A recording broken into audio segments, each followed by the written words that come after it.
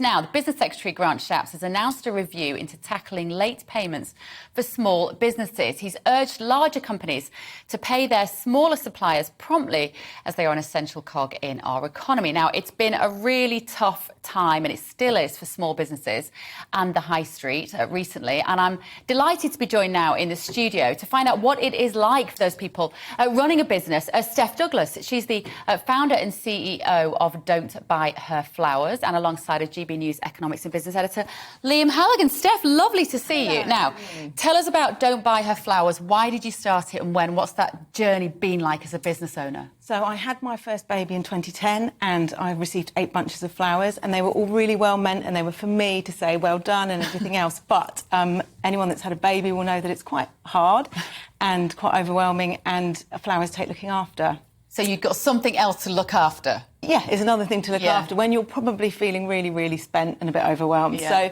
So Don't Buy Her Flowers is an online gift business, and we started as gifts for new mums, and it's developed to include loads of occasions, bereavement, get well, we work with Stand Up to Cancer. But the whole point is about thoughtfulness. So you can put something together bespoke and you handpick products, which we've got over 250 products from British businesses, small, medium-sized businesses, and you put together something really bespoke and thoughtful. It sounds so easy, Steph. I bet it's been a dream, hasn't it? It's been a luxurious 8 years, sat with your feet up, seeing kids now. Well, the first 2 years I was packing boxes on my bedroom floor, and then I took on a warehouse in Gloucestershire, where I'm from, and my brother heads up the warehouse there, and we've built a team there. So, actually the first years up until, so it's been 8 years, the first years up until the pandemic were really steady growth, incremental growth. We didn't take any investment, and then actually it went bonkers with the pandemic. So we were all the shops were closed, all right? All the shops were closed, and people were looking to be thoughtful and for human connection and all the things that we do really well. So that was a really strange time to be having such success.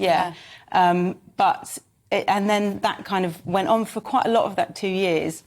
And then things have got tougher since probably April time, when lots of talk around energy crisis. I would say that's when we sort of saw costs really going up as well in the last couple of years.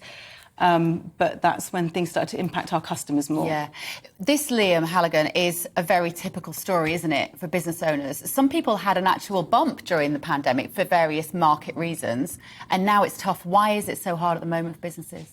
Well, Steph's an example of the absolutely brilliant SME sector we have in the UK, small and medium-sized enterprises. A lot of them started literally on kitchen tables. People seeing a gap in the market, not satisfied with what they're receiving from business, so they start their own. And the Brits are really good at this stuff. Small and medium-sized enterprises account for half our GDP growth, 2/3 of our employment. They're a real powerhouse. Yeah. And at the moment, it's really tough for SMEs, particularly on this late payment issue, because if I owe you 100 quid, right? I'm a big company, you're a small company, I owe you 100 quid. The longer I wait to pay you that 100 quid, the less that 100 quid is worth in inflation terms. And so late payment always escalates during times of inflation. And a lot of big companies, frankly, bully smaller companies, squeeze their subcontractors. It happens particularly in the construction industry notoriously, but it happens across the board as well. And that's why the government is at least putting out a review saying we feel your pain. Big businesses must, look after their small businesses. But look, I remember back in the late 80s, early 90s, a guy called Michael Heseltine, who was then president of the Board of Trade, said this is recognised business practice. This is what happens in business. There's no legislation. Small firms, it's too expensive to go to the small claims court. They haven't got time. They're trying to keep the business together. And I'm afraid whatever the business secretary now says, he will know, as I've often pointed out, that the worst late payer in the country to small businesses is the government. Is that right, Steph? Do you recognise that picture, that relationship between the big suppliers and a smaller company like you can be problematic? Yeah, because you're so grateful and excited about, all orders mean so much. But I think when you've potentially got a bigger contract in play, then you want to do everything you can to make that work because of the potential of that. Of course. And so they do hold the power then. Right. What do you need the government to do now as a small business? I think, if there were any more stability economically, politically, that makes a huge impact. We see it. You see it straight away when there's lots of stuff going on in the media. You see that follow through with how much traffic you get to the website. And customers, and lots of people won't have as much money at the moment, but there'll also be people who have got money, but everybody kind of goes into this freeze mode. Because we're nervous. Because we're not sure understandably what's nervous. coming around the corner, Yeah. what's my electricity bill going to be next month, I'm Yeah. not going to splash out on someone buy a gift. Do you see yourself very much as the luxury market for gifts? You can put a package together for kind of £30, and people are always going to be looking for the occasions that we send gifts for. So there's always going to be people who have been going through a rubbish time or bereaved or birthday. So there are still people looking, but they're probably just harder to find at the moment. Yeah. What about staffing? Because that's what we talked about quite a lot, isn't it, Liam? That the staff shortage in this country, that we can't find enough people to do the jobs. Is that something that you're struggling with? I think the hospitality sector is seeing it more than we are. Our warehouse is based in Gloucestershire, and we've been really lucky. And actually, like during the pandemic, we had loads of people who were furloughed or who had lost jobs. So we were able to kind of employ people, which is great. And I think what you're saying about the number of people that are employed by small businesses is really overlooked. So I think sometimes we're kind of patted on the head. Yeah. And not the amount we contribute isn't. I'm full of admiration for you. I must say, I come from a small business background. You know, my family ran a small business literally from the kitchen table.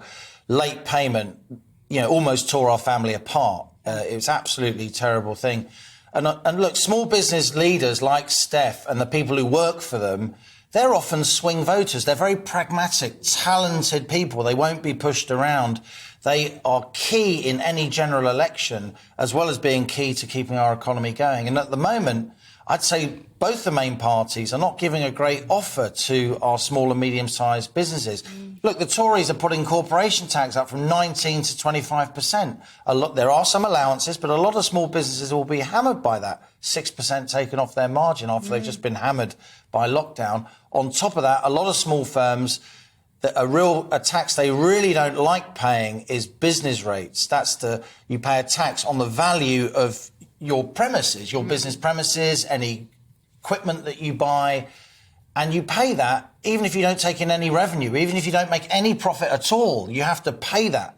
And it's a lot of money, and a lot of small businesses want more business rates relief. Labour, in fairness, are putting that forward, but they're not saying how they're going to pay for it.